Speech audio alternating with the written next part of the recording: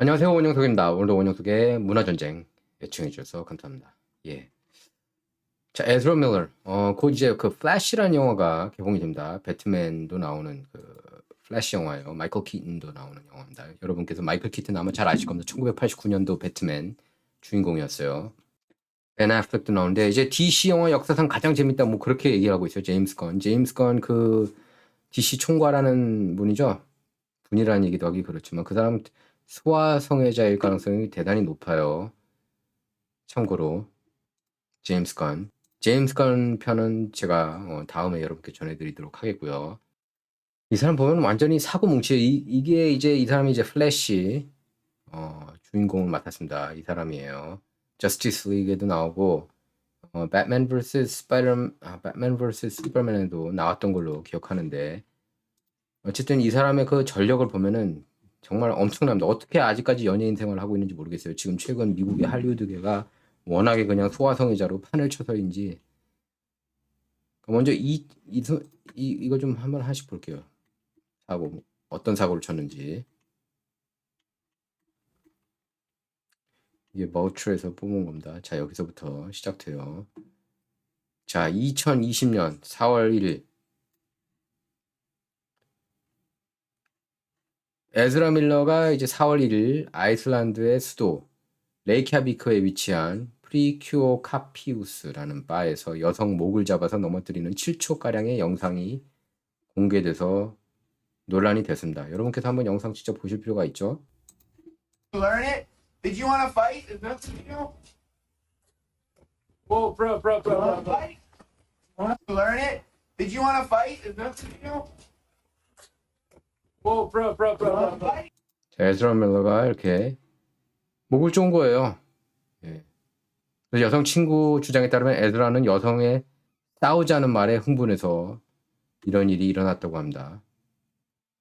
또 바에 있는 점원에 따르면 에즈라는 단골이었지만 무리를 일으킨 적은 단 한 번도 없었고 상당히 억지스럽고 열광적인 팬그룹이 에즈라에게 다가와 조용하면서도 강압적인 태도로 에즈라를 대했다. 그러니까 약간 에즈라를 또 옹호했습니다.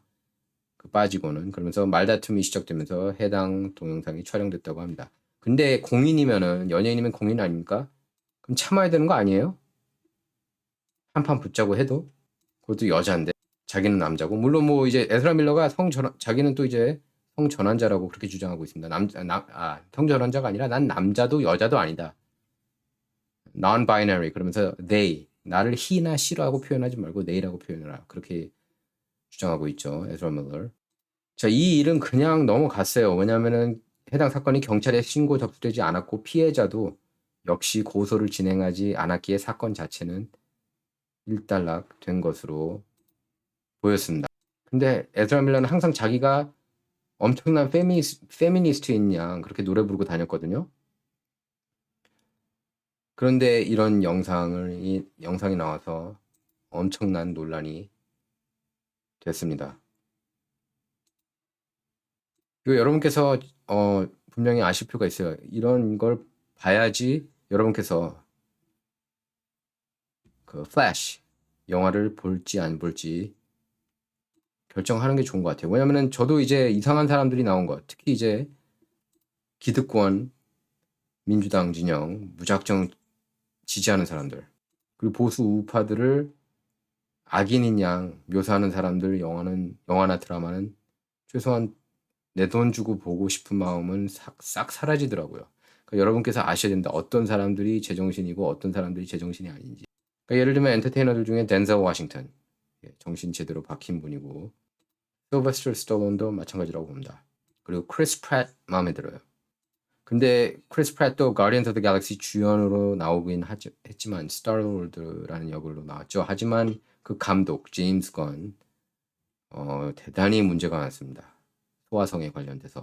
저는 제 개인적인 생각은 그 사람이 소아성애자일 가능성이 대단히 높다고 봐요. 과거 그 트윗 올린 걸 보면. 그래서 한번 해고된 적이 있었습니다. 참고로 제임스 건은. 그러니까 여러분께서 미국 대중문화 접하실 때 이런 내용들을 알 필요가 있어요. 그리고 2022년 1월 18일 본인 인스타그램에 쿠클럭스 클랜, 그러니까 KKK를 비난하는 영상을 올렸는데요. KKK가 어떤 집단인지 생각하면 당연히 상식적인 내용이죠. 하지만 문제는 이렇게 얘기를 했어요. 이제 보시면 알겠지만 에즈라가 니들 총으로 스스로를 쏴서 죽여라. 계속 하던 대로 하면 계속 하던 대로 하면 우리가 대신 죽여주겠다 이러면서 살해 협박을 연예인 신분으로 이렇게 SNS에 올렸다는 게 문제가 되고 있습니다. 한번 영상 보겠습니다. Hi, this is Ezra Miller, aka the Bengal Ghouls, the Mad Goose Wizard, and this is a message for the Beulahville chapter of the North Carolina Ku Klux Klan. Hello, first of all, how are y'all doing? It's me. Look, if y'all want to die, I suggest just killing yourselves with your own guns. Okay? Otherwise, keep doing exactly what you're doing right now, and you know what I'm talking about. And then, we'll do it for you if that's really what you want. Okay, talk to you soon. 락시시 이렇게 깁니다. 자, 2022년 3월 28일 하와이에 있는 술집에서 난동을 부리다가 체포됐었습니다. 이게 뉴스가 굉장히 컸어요. 3월 7일부터 경찰에 에즈라를 신고하는 요청만 10번 이상 들어왔었다고 합니다. 하와이의 여러 바에서 쫓겨나고 입장 거부까지 당했었는데요. 이후 지인들이 대신 내준 보석금 $500를 지불하고 풀려났습니다. 하지만 3월 29일 보이죠? 3월 29일 보석금을 내고 풀려난 지 몇 시간 만에 보석금을 내준 부부에게 살해 협박을 한 혐의로 피해자 부부에 대한 임시 접근 금지 명령을 받았습니다. 그러니까 자기 보석금을 내준 부부를 상대로 살해 협박을 한 거예요. 이게 정신 나간 에즈라 밀러가. 그래서 피해자 부부에 대한 임시 접근 금지 명령을 받았습니다. 이 부부는 에즈라 밀러를 파머스 마켓에서 만난 뒤 일주일간 함께 지냈다고 하는데 어느 날 밀러가 그 부부 침실에 들어가서 너희들을 산채로 매장시키겠다. I will bury you and your slut wife. 야, 남의 부인을 이렇게 매춘부라는 식으로 이렇게 얘기를 하고 있어요. 정신 나간 에즈라가. 그러면서 그 부부의 지갑 그리고 주민등록증 및 은행 카드들을 훔쳤다고 합니다. 그래서 부부는 이후 밀러는 유명인이고 다른 사람보다 더 쉽게 모기를 손에 넣을 수 있고 다른 사람을 동원할 수도 있다는 우려가 있어서 밀러가 접촉해 올 수 없도록 그 접근 금지를 신청했다고 설명했습니다. 법원에서는 즉시 임시 접근 금지 명령을 승인을 했어요. 그래서 4월 13일 부부는 접근 금지 요청을 취소했고 법원에서 이걸 또 승인했습니다. 근데 접근 금지 요청을 왜 취소했는지는 자세히 알려지지 않았고 또 3월 19일에 발생한 교통법규 위반 사항에 대한 심리는 에즈라 측에서 26일로 미뤄달라고 했었습니다. 그래서 승인이 됐어요. 그래서 밀러가 이렇게 말썽을 계속 피우니까 워너 브라더스, 그 플래시, 그 DC 코믹스 오너죠. 예, 워너 브라더스는 이후 밀러 관련 프로젝트를 일시 중단한다고 했는데 결국 다시 컨티뉴를 했죠. 왜냐면은 이 영화가 이제 6월 16일에 개봉하는 걸로 알고 있거든요. 플래시가. 에즈라 밀러를 해리포터 실사영화 시리즈에 더 이상 출연시키지 않겠다고는 결정을 내렸습니다. 워너 브라더스에. 자, 이제 가장 큰 문제 중에 하나가 또 이제 그루밍 스캔들이에요. 그루밍. 예, 그루밍 스캔들인데 그루밍은 이제 섹스 상대로 키우겠다는 거죠. 한마디로. 그러니까 성을 착취, 또 유린하기 위해 친밀하게 또 신뢰, 지배관계를 설정하는 그런 행위라고 할 수가 있겠습니다. 그러니까 뭐 길들이기죠. 섹스 상대 길들이기. 2022년 6월 8일에 그때 TMZ에서 이제 보도를 했는데요. 18살 여성의 부모로부터 고소를 당했습니다. 법정 문서에 따르면 피해 여성은 2016년, 그러니까 당시 12살이었는데 에즈라가 23살이었다고 그럽니다. 그때 처음 만났대요. 부모도 에즈라를 마음에 들어하면서 이렇게 서로 간 친해졌는데 그러다가 2017년 에즈라는 영국 런던으로 이 여자애를 초대를 했다고 합니다. 그래서 당시 촬영 중이던 영화 신비한 동물들과 그린델왈드의 범죄. 이 영화 촬영 스튜디오를 구경할 수 있게 해줬다고 그래요. 그 당시 이 피해 여성은 14살, 에드라는 25살이었습니다. 그런데 에드라는 이제 이 여자애, 14살밖에 안 된 여자애한테 술, 그리고 마리화나 LSD 이런 약을 줬고 학업을 방해해서 2021년 12월에 매사추세츠 사립학교를 그만두게 했다고 합니다. 예, 난리가 났었어요. 사실 이건 엔터테인먼트뿐만 아니라 이거 사회 뭐 메인스트림에서 크게 다뤘었습니다. 예, 근데 여러분께서 아마 잘 모르실 거예요. 그 에즈라 밀러 스토리에 대해서. 그래서 제가 여러분께 알려드린 겁니다.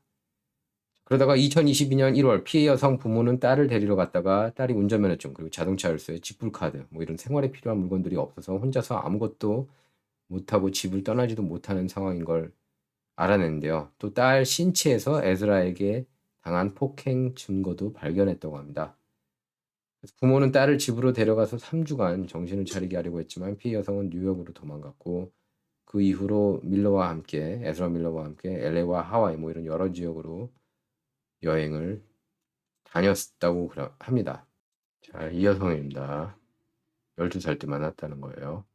그래서 여행 중에 하와이 폭행 뭐 이런 체포 사건이 발생했고 현장에 피해 여성도 있었다고 그러는데요. 이 여자의 부모는 에드라가 폭행, 협박, 폭력, 위협을 이용해서 마약으로 미성년자인 딸을 지배한다 이렇게 주장했는데요. 반면 피해 여성 이 여자아이는 본인은 자신은 청소년이 아니고 내 몸은 나에게 권리가 있다. 에스라는 잘해주고 있으니까 부모는 간섭하지 말라 이렇게 주장했다고 합니다. 그러니까 이 아이는 에스라 편을 든 거예요. 근데 미성년자라서 그냥 넘어간 걸 수가 있겠죠.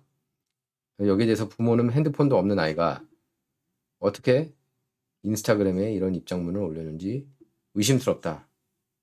그래서 이거 글 에드라가 쓴 게 아니냐 뭐 이런 얘기도 나왔었습니다. 그래서 이건 그루밍이다 주장하면서 에즈라에 대한 접근 금지 보호 명령을 신청을 했습니다.